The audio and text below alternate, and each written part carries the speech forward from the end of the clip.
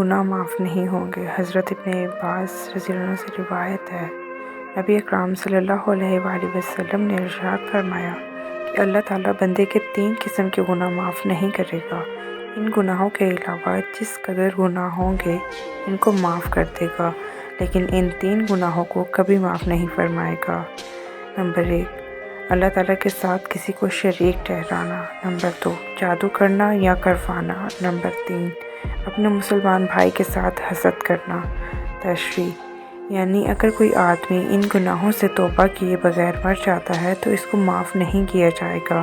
ان گناہوں کے علاوہ اور جتنے گناہ ہوں گے اگر اللہ چاہے گا تو معاف کر دے گا۔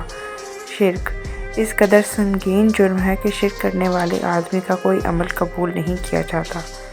جادو، یہ وہ بدترین گناہ ہے جو آدمی کو ایمان سے خارج کر دیتا ہے۔ حسد، یہ ایسا زہریلا گناہ ہے جو آدمی کو سالہ سال کی تمام نمازیں، تلاوت، صدقات اور دیگر عبادات ایک لمحے میں برباد کر دیتا ہے۔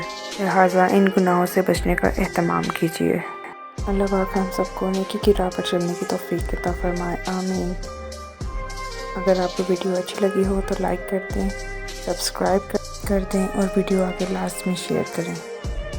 ملتے ہیں نیکسٹ ویڈیو میں، تب تک اللہ حافظ۔